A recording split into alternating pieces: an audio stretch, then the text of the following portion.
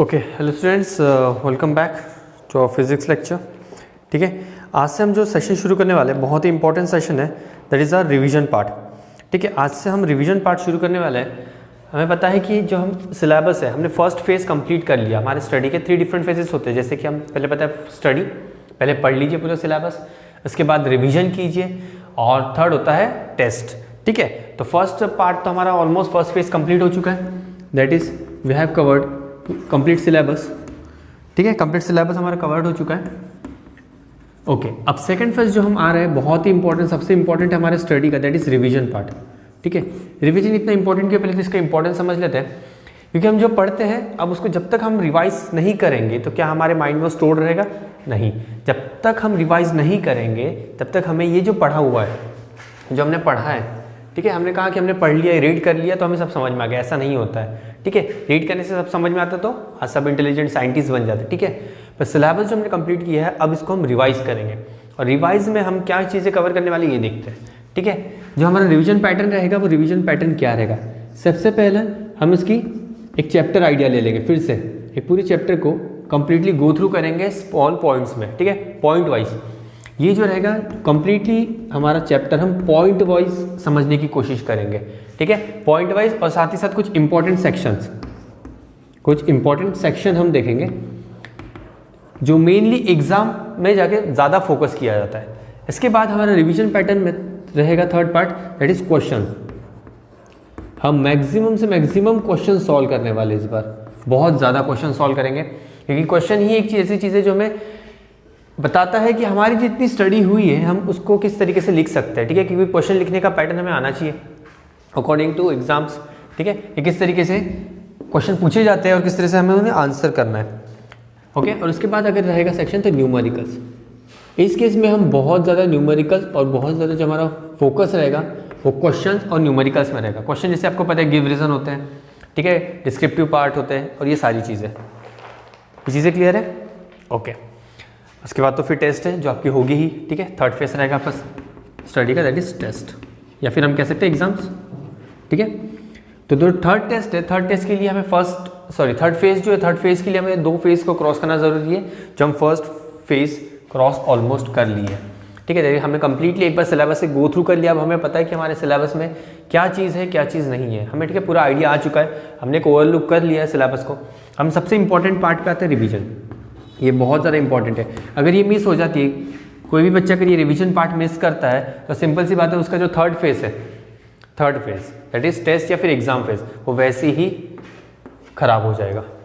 ठीक है, no doubt खराब हो जाएगा, हम गारंटी देते हैं। जो रिवीजन नहीं करेगा उसका थर्ड फेज वैसे ही खराब हो जाएगा, दैट इज टेस्ट या फिर हम एग्जाम कह सकते हैं। ठीक है, तो सबसे इंपॉर्टेंट एग्जाम में अच्छा स्कोर करने के लिए होता है रिवीजन, सबसे ज़्यादा रिवीजन। ठीक है, और ये कहा जाता है कि रिवीजन हमेशा कैसी होनी चाहिए? 3 टाइम्स मिनिमम बिफोर एग्जाम। किसी भी सब्जेक्ट की रिवीजन अगर आपके 3 टाइम्स हो जाती है, रिवीजन कह रहे हैं, पढ़ाई नहीं। ठीक है, पढ़ाई एक बार, हम स्टडी एक बार करते हैं, रिवीजन 3 टाइम्स करते हैं। ठीक है, अगर ये 3 टाइम का रिवीजन आपका हो जाता है तो नो डाउट यहाँ पे एग्जाम आप बहुत अच्छा स्कोर करोगे, नो डाउट।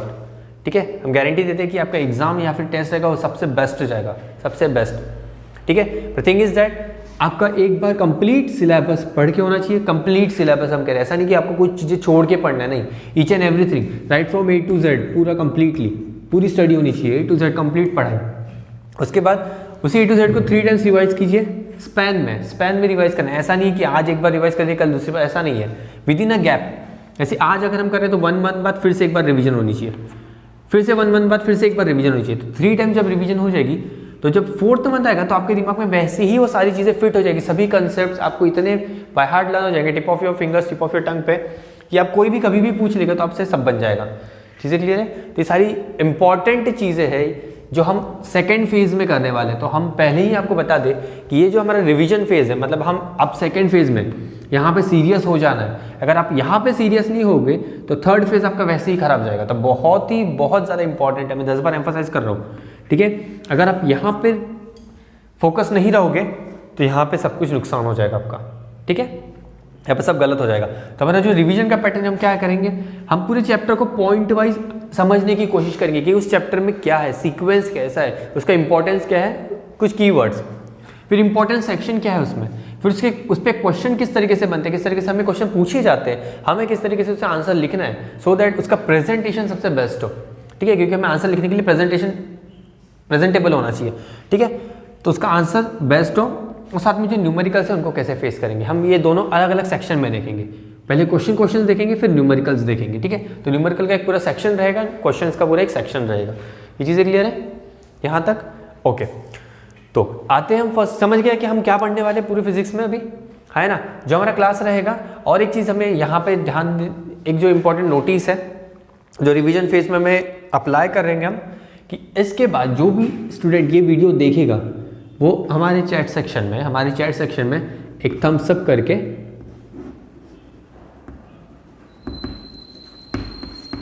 करके ड्रॉप करेगा कि yes sir I have seen this video, ठीक है।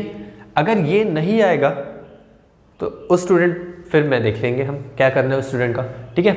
तो सभी वीडियो, रिवीजन वीडियो खास करके, वैसे तो रिवीजन वीडियो पढ़ने से पहले हमने जो सिलेबस वाले वीडियोस किए उसको एक बार देखना ज़रूरी है। तो मतलब आपका प्रोसीजर, अब आपका क्या वर्क है बताएंगे, तो हम अपना वर्क बता देते पहले, ठीक है।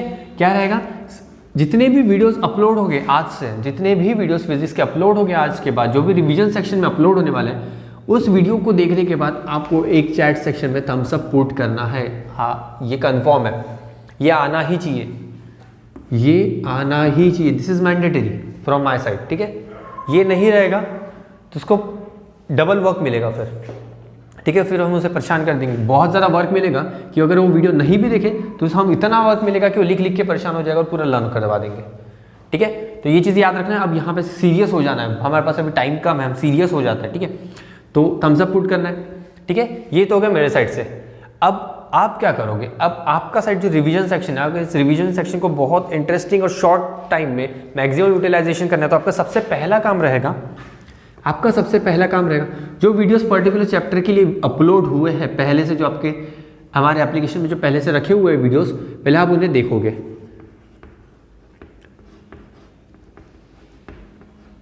ठीक है। ये वीडियोस आप देख लोगे, ये चीज़ें क्लियर है। मतलब पहले आपकी कंप्लीटली वीडियोस हो जानी चाहिए देख के। उसके बाद आप क्या करोगे, आप रिवीजन के वीडियोस देखोगे, जो रिवीजन के वीडियोस अपलोड होते हैं। रिवीजन के वीडियोस दो सेक्शन में होगा, ठीक है। एक हम वीडियोस अपलोड होगा और ठीक है एक लाइव होगा। ये दोनों कॉम्बिनेशन रहेगा एक सेक्शन का। मतलब एक लेक्चर को हम दो पार्ट में डिवाइड करने वाले हैं। कैसे, एक आएगा वीडियो, एक आएगा लाइव सेक्शन। वीडियो में हम आपको बताएंगे सारी चीज़ें, लाइव सेक्शन में you will be answering my question, ठीक है।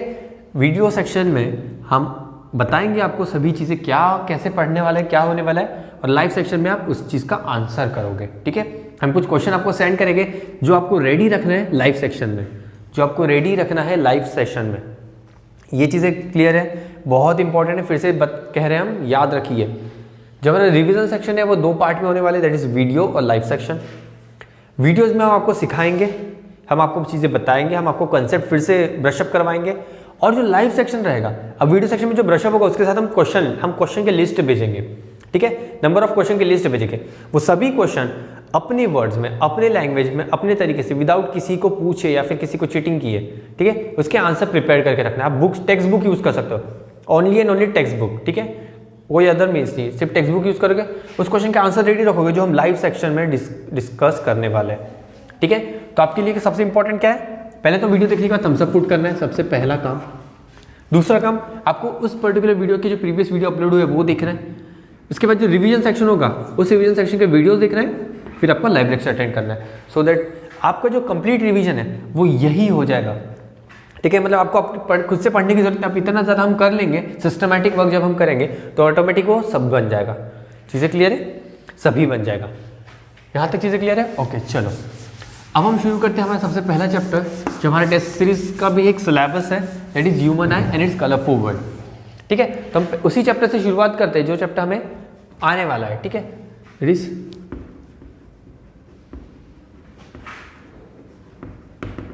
Human I and colourful world, ठीक है। अब इस चैप्टर को हम दो पार्ट में डिवाइड करेंगे। पहला रहेगा ह्यूमन आई की स्टडी, जो हमने ह्यूमन आई में जो क्या क्या कवर होता है ये देखेंगे, ह्यूमन आई की स्टडी।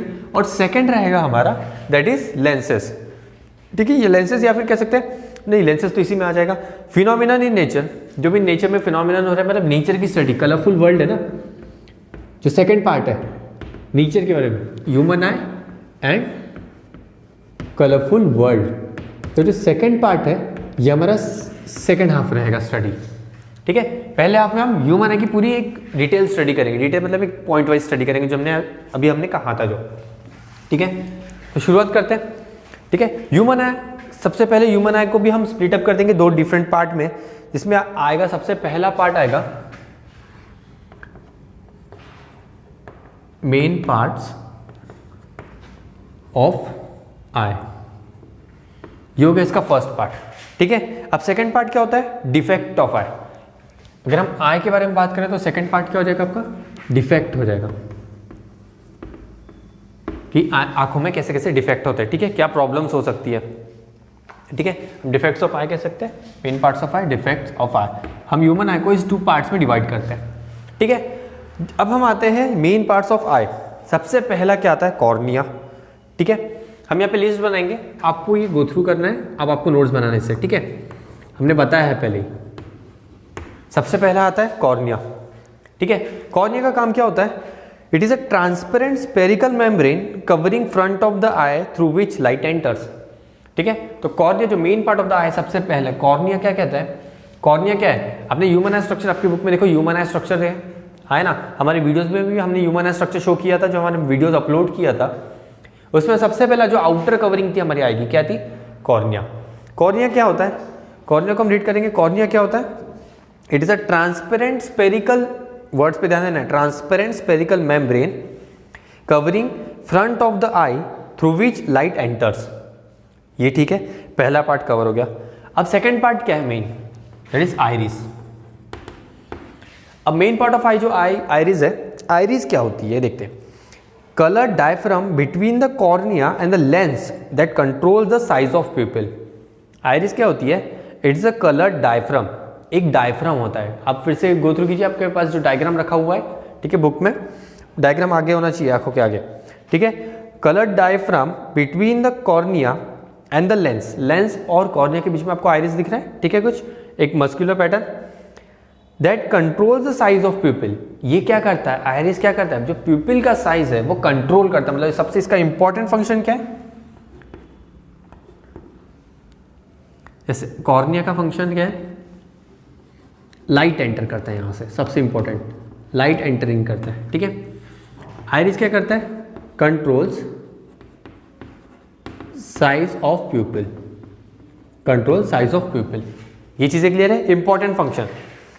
अब साइज ऑफ प्यूपिल हो गया सर, ये प्यूपिल क्या होता है ये देखते हैं, ठीक है। तो हमारा थर्ड पार्ट क्या बन जाता है, थर्ड इंपॉर्टेंट पार्ट बन जाता है प्यूपिल,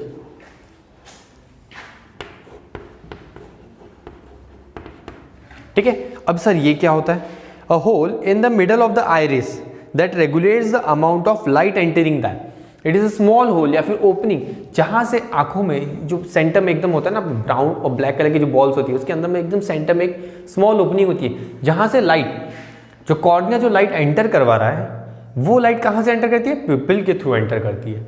चीजें क्लियर है, it is a small hole या फिर opening in your eye from which light enters, ठीक है, इनसाइड योर आई। अब लाइट क्या हुआ है, लाइट हमारे आंखों के अंदर चली गया, ठीक है। अब थर्ड आता है रेटिना। अब लाइट आ गई है, ठीक है, लाइट आ गई है, लाइट क्या करता है, इमेज बनाता है। तो इमेज कहाँ बनेगा, सबसे important part that is retina, सबसे important part that is retina. Retina कैसा बिहेव करता है, it is screen on which the image is form by the lens system of human eye. तो यहां पे आपको क्या देखने मिलेगा, फॉर्मेशन ऑफ इमेज।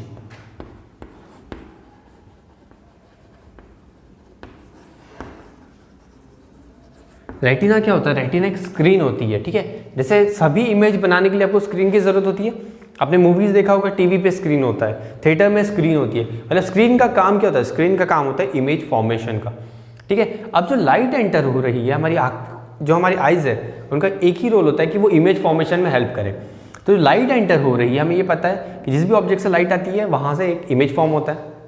अभी जो लाइट एंटर करी है, इसका एक इमेज बनना जरूरी है, तो इमेज बनने के लिए हमें स्क्रीन होना जरूरी है। तो स्क्रीन क्या होता है, रेटिना होता है हमारा, ठीक है। मतलब जो रेटिना होता है हमारा, retina part of our eye behaves like an screen in which formation of image takes place. Okay, इसके बाद आता है आई लेंस। अब इसके बीच में जैसे हमने यहाँ पे पढ़ा था आइरिस, ठीक है, आइरिस क्या था, एक पर्टिकुलर मस्कुलर मेम्ब्रेन था जो कॉर्निया और लेंस के बीच में था। तो आई लेंस क्या होता है, it is a transparent crystalline convex lens converging the light रे। सबसे इंपॉर्टेंट लेंस कैसा होता है, हमारे आई लेंस कैसा होता है, that is convex.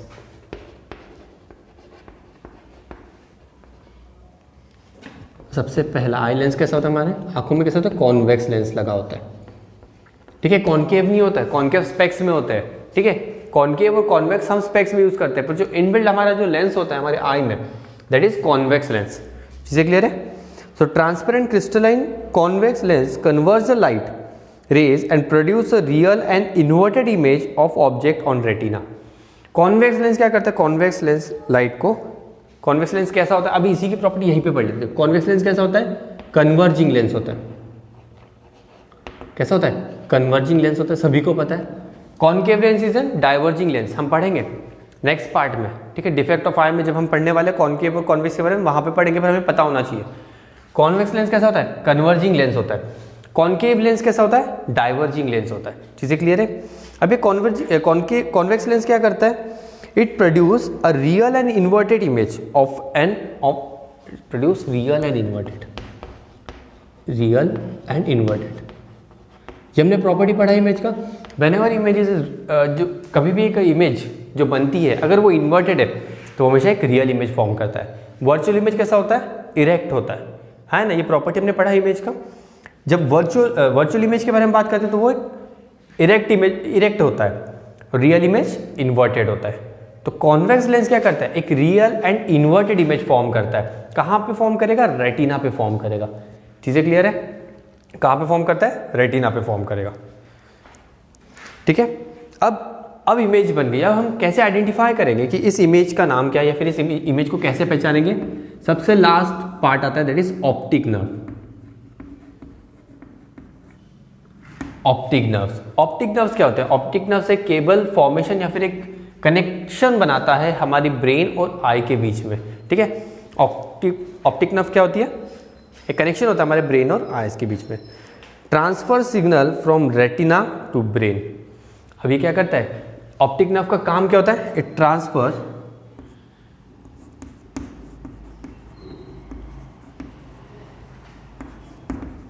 Signals from eye to brain. Brain तक क्यों ले जाता है, because brain is storage memory, ठीक है, एक स्टोरेज डिवाइस होता है हमारी बॉडी का, जहां पे हम पास्ट एक्सपीरियंस से किसी भी ऑब्जेक्ट का शेप एंड साइज को हम स्टोर कर लेते हैं। जैसे हमारे कंप्यूटर में सीपीयू होता है, हार्ड डिस्क होता है, वैसे ही हमारी बॉडी का हार्ड डिस्क क्या होता है, दैट इज ब्रेन। चीजें क्लियर है? वैसे ही हमारे बॉडी का हार्ड डिस्क होता है ब्रेन, ठीक है। तो ब्रेन में क्या होता है, स्टोरेज डिवाइस। अब जो हम देखते हैं एक पर्टिकुलर, जैसे मैंने कहा ये एक ऑब्जेक्ट है, इसको मैंने देखा, ठीक है, अब क्या हो, यहाँ से लाइट आई मेरी आंखों में, एंटर कर गया, एंटर करने के बाद इसका एक इमेज फॉर्म हो गया मेरे रेटिना पे, that is real and inverted image form हो गया। अब मैं कैसे आइडेंटिफाई करूंगा कि इस ऑब्जेक्ट को क्या कहते हैं, कैसे आइडेंटिफाई करेंगे, ठीक है। अब कुछ पास्ट एक्सपीरियंस है, मैंने देखा कि इस पर्टिकुलर ऑब्जेक्ट को जो मैंने होल्ड करके रखा है इसे चॉक कहते हैं, कुछ पास्ट एक्सपीरियंस, ठीक है। अब जैसे ही वो सिग्नल, ऑप्टिक नर्व ने इस सिग्नल को कैरी किया हमारे ब्रेन तक, ब्रेन स्टिमुलेट हो गया और ब्रेन ने कहा अरे हाँ, ये जो ऑब्जेक्ट का आप जो इमेज भेज रहे हो ये इमेज तो चौक का है। तो इस तरीके से ऑप्टिक नर्व आपको सिग्नल ट्रांसफर करता है right from your eye to brain, ठीक है, सो दैट हम उस ऑब्जेक्ट को आइडेंटिफाई कर सके। चीजें क्लियर है? जब आप फ्रूट्स देखते हो, जैसे आप एप्पल देखते हो, तो क्या एप्पल को बनाना कहते हो क्या? नहीं। एप्पल को पोमोग्रेनेट कहते हो? नहीं। आप एप्पल को एप्पल ही कहते हो। कैसे पता चलता है? हमने वो सीख लिया, हमारे माइंड ने वो उस ऑब्जेक्ट के बारे में वो डेटा स्टोर करके रखा है कि ये जब भी इस शेप एंड साइज का ऑब्जेक्ट आपको देखने मिलेगा तो आप इसे एप्पल ही कहोगे। चीजें क्लियर है? तो ये क्या होता है, ये स्टोरेज, ये जो कैसे पता चलता है, ये ऑप्टिक नर्व कनेक्शन बनाता है, ठीक है। जैसे हमारे केबल फाइबर्स होते हैं, उसी तरीके से ऑप्टिक फाइबर भी एक केबल फाइबर है, ठीक है, हमारे बॉडी में, जो कंप्लीटली आई से लेके ब्रेन तक अटैच्ड है। ये चीजें क्लियर है?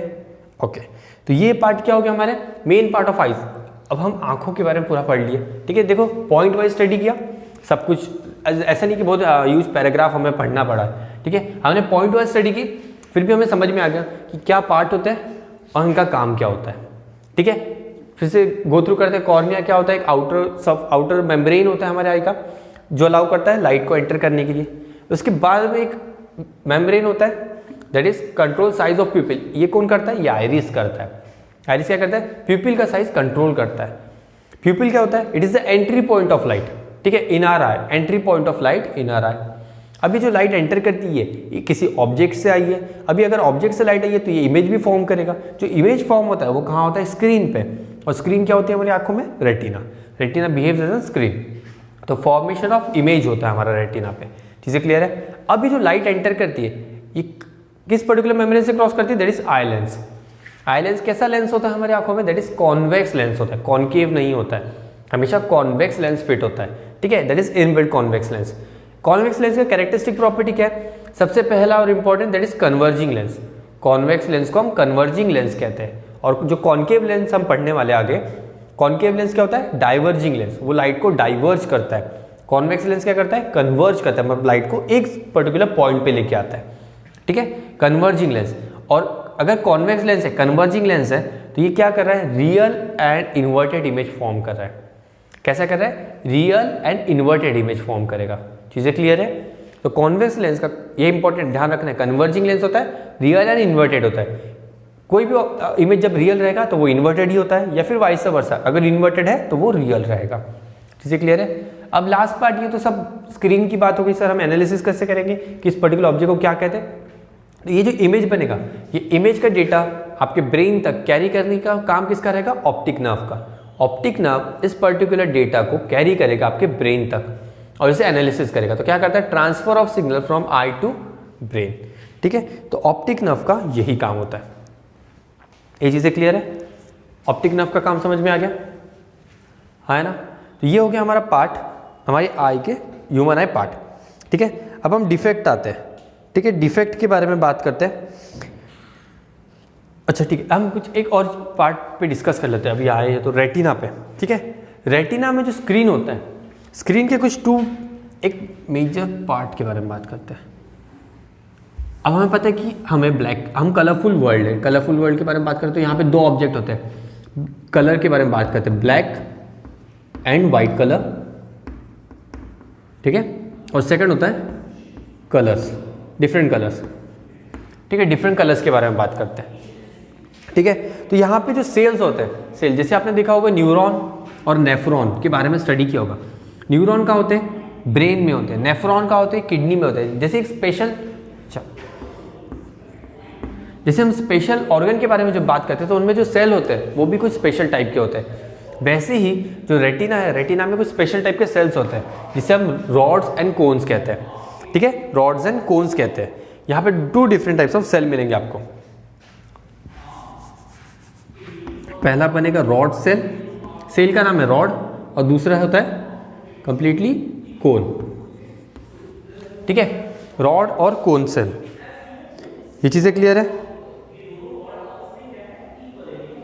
है ना। ओके, अब रॉड और कोन का काम क्या होता है।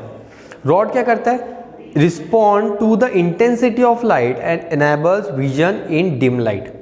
और कोन्स क्या करता है, response to colour so that we receive object as they are. मतलब कोन्स जो सेल्स होते हैं, they are responsible for colour, they are responsible for colour of image, object, sorry, colour of objects, ठीक है। कोन का काम क्या होता है, वो कलर आइडेंटिफाई करता है हमारे ऑब्जेक्ट के। जैसे हम अगर ब्लू ग्रीन रेड देखते हैं, जब हम पर्टिकुलर किसी कलर को ऑब्जर्व करते हैं और हम एनालिसिस करते हैं कि इसे रेड कहते हैं, इसे ग्रीन कहते हैं, इसे ब्लू कहते हैं, तो ये कौन करता है, ये कोन्स, ये जो कोन सेल होते हैं जो हमारे रेटिना में प्रेजेंट होते हैं, वो इनका काम होता है, ठीक है। अब आपने देखा होगा इंटेंसिटी ऑफ लाइट, कभी लाइट डिम होती है, कभी फ्लैश आउट होती है। तो आपने एक चीज़ ऑब्जर्व किया होगा, जब लाइट बहुत ज़्यादा फ्लैश आउट होती है तो आप आंखों को कम कर देते हो, ठीक है। जो इंटेंसिटी ऑफ लाइट है, इंटेंसिटी ऑफ लाइट मतलब ब्राइटनेस जो हमारा कंट्रोल करता है। आपने देखा होगा मोबाइल पे ब्राइटनेस कंट्रोल होता है, टीवी स्क्रीन पे ब्राइटनेस होता है, हम ब्राइटनेस, कॉन्ट्रास्ट ये सब एडजस्ट करते हैं। तो वैसे ही अगर हम कह रहे हैं कि रेटिना एक स्क्रीन है, तो इस स्क्रीन में भी तो ब्राइटनेस और कॉन्ट्रास्ट का कॉम्बिनेशन होना चाहिए। तो वो कॉम्बिनेशन जो हैंडल करता है वो रॉड होता है। तो क्या कर रहा है, इंटेंसिटी ऑफ लाइट, ये कौन करता है, इंटेंसिटी ऑफ लाइट को एडजस्ट करता है, इंटेंसिटी ऑफ लाइट को एडजस्ट करता है। ये चीज़ें क्लियर है, समझ में आ गया? इंटेंसिटी ऑफ लाइट को एडजस्ट करने का काम किसका होता है? रेटिना का होता है। दैट इज रेटिना में एक स्पेशल सेल होता है रॉड सेल, जो इंटेंसिटी ऑफ लाइट को संभालते हैं। और कोन्स क्या करते हैं? कलरफुल ऑब्जेक्ट्स, मतलब कलर्स आइडेंटिफाई करता है। चीज़ें क्लियर है? ओके। अब लेंस में और एक चीज़ हम सीख लेते हैं, that is power of accommodation. Lens का जो पार्ट है, लेंस, ये लेंस का एक होता है पावर ऑफ अकोमोडेशन, के बारे में देख लेते क्या होता है।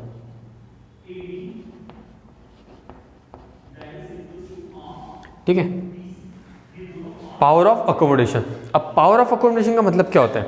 Ability of eye lens to adjust its focal length. अब हमने कहा था ये जो लेंस है, ठीक है, अब हम लेंस को तो शिफ्ट नहीं कर सकते, जो हमारे आईज में जो बिल्ड है लेंस, उसे हम शिफ्ट नहीं कर सकते। तो क्या होता है, यहाँ पे हम पावर ऑफ अकोमोडेशन के बारे में बात करते हैं। पावर ऑफ अकोमोडेशन का मतलब क्या है? Ability of eye lens to adjust its focal length. Sir, power of accommodation का मतलब क्या होता है? Ability of lens to adjust its focal length. ये इसका डेफिनेशन भी बन जाता है, यहाँ पे आपका डेफिनेशन भी कवर हो गया। Power of accommodation, concave lens, eye lens के बारे में आपका डेफिनेशन कवर हो गया। ठीक है, पावर ऑफ अकोमोडेशन क्या होता है? Ability of lens to adjust its focal length. ठीक है, अब यहाँ पे जो पावर ऑफ अकोमोडेशन कैसे एडजस्ट करता है? ये रिलैक्सेशन करता है और कॉन्ट्रैक्शन करता है, ये दो पार्ट करता है। पावर ऑफ अकोमोडेशन कैसे करेगा, अगर हम बात करते हैं, ठीक है, यहाँ पे आते हैं, इफेक्ट्स ऑफ आइकॉन्स बाद में पढ़ेंगे। जो पावर ऑफ अकोमोडेशन की कहानी है वो यहाँ पे हम बाकी, इसमें दो पार्ट होते हैं, एक रिलैक्सेशन होता है और सेकंड होता है कॉन्ट्रैक्शन। मतलब रिलैक्स करता है, कॉन्ट्रैक्ट करता है। ठीक है, अब यहाँ पे हम देखते हैं रिलैक्सेशन कॉन्ट्रैक्शन में क्या होता है।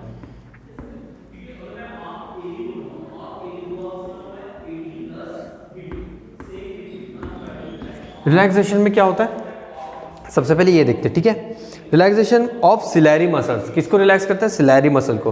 तो लेंस क्या होता है? थिन हो जाता है और फोकल लेंथ इंक्रीज होता है। जब रिलैक्सेशन होता है तो लेंस कैसा हो जाता है? थिन, लेंस बिकम थिन, और इसकी वजह से क्या होता है? जो फोकल लेंथ है, focal length increases. Focal length क्या होता है? इंक्रीज हो जाता है। फोकल लेंथ क्या होता है? इंक्रीज होता है। मतलब जब सिलेरी मसल रिलैक्स करता है तो फोकल लेंथ क्या हो जाता है? इंक्रीज हो जाता है। ठीक है, अब सेकंड पार्ट हम कह रहे हैं कि कॉन्ट्रैक्शन होता है, तो क्या हो जाएगा? सेम इसका अपोजिट। कॉन्ट्रैक्शन में क्या होगा? लेंस बिकम थिक, थिक हो जाता है, और इस केस में क्या होता है? फोकल लेंथ डिक्रीज हो जाता है। फोकल लेंथ क्या हो जाता है? डिक्रीज हो जाता है। चीज़ें समझ में आ गई क्या हो रहा है? तो ये थी हमारी पूरी एक समरी, हाँ, हाफ ऑफ द चैप्टर की एक कंसेप्ट जिसमें ह्यूमन आई पढ़ा है। ठीक है, अभी तक हमने डिफेक्ट के बारे में स्टडी नहीं किया है, ह्यूमन आई की हमने स्टडी किया है। ह्यूमन आई में क्या पढ़ा है? पहले तो सबसे पहले main part of I, that is cornea, फिर उसके बाद iris, प्यूपिल, retina and eye lens हमने डिस्कस किया। आई लेंस में कॉन्वेक्स लेंस हम यूज़ करते हैं। कॉन्वेक्स लेंस क्या होता है? कन्वर्जिंग लेंस होता है जो रियल एंड इन्वर्टेड इमेज बनाता है। अब जो रेटिना है, रेटिना में सर अगर स्क्रीन है तो इसका ब्राइटनेस कॉन्ट्रास्ट कौन कवर करेगा? रॉड एंड कोन सेल का रहता है। रॉड क्या करता है? इंटेंसिटी ऑफ लाइट को एडजस्ट करते हैं, और कोन्स कलर्स ऑफ ऑब्जेक्ट को हैंडल करता है। वैसे ही जब हम लेंस के बारे में बात करते हैं तो पावर ऑफ अकोमोडेशन के बारे में बात होती है, that is ability of lens to adjust its focal length. कैसे एडजस्ट करता है? दो तरीके से एडजस्ट करता है, एक रिलैक्सेशन और कॉन्ट्रैक्शन से। चीज़ें क्लियर है? रिलैक्सेशन और कॉन्ट्रैक्शन से। रिलैक्सेशन क्या होता है? लेंस बिकम थिन और फोकल लेंथ इंक्रीज हो जाता है, और कॉन्ट्रैक्शन में lens become thick and focal length decrease होता है। ये चीज़ें क्लियर है? ओके, तो ये हमारा एक क्विक रिवीजन हो गया, और एक आप बहुत अच्छे इसका बना लेते हो अगर ये चार्ट इसी तरीके से, तो आपका क्विक रिवीजन हो जाएगा। एक ही पेज में ह्यूमन आई कवर, आपको 10 बार पेज पलटने की ज़रूरत नहीं पड़ेगी। आप एक ही पेज ओपन करोगे, सभी हमने कीवर्ड्स यहाँ पे मेंशन कर दिए, इसी कीवर्ड को आप गो थ्रू करोगे 2, 3, 4 बार, तो ऑटोमेटिक आपको सब लर्न हो जाएगा। ठीक है, अलग से आपका थेरी पार्ट नहीं पढ़ते रहना है। थेरी में बहुत सारी चीज़ें लिखी होती है, नो डाउट, हमने चैप्टर जैसे कवर कर लिया। अब हम रिवीजन पार्ट में, रिवीजन के वक्त हमें नोट्स का बहुत ज़्यादा रहना बहुत ज़्यादा इंपॉर्टेंट होता है, तो ये कॉपी हो जाना चाहिए। चीज़ें क्लियर है, बहुत इंपॉर्टेंट। फिर अब हम नेक्स्ट वीडियो में देखेंगे बाद में, दैट इज डिफेक्ट ऑफ आई के बारे में स्टडी करेंगे, ठीक है। नेक्स्ट पार्ट में हम डिफेक्ट ऑफ आई के बारे में स्टडी करेंगे। चलो, थैंक यू।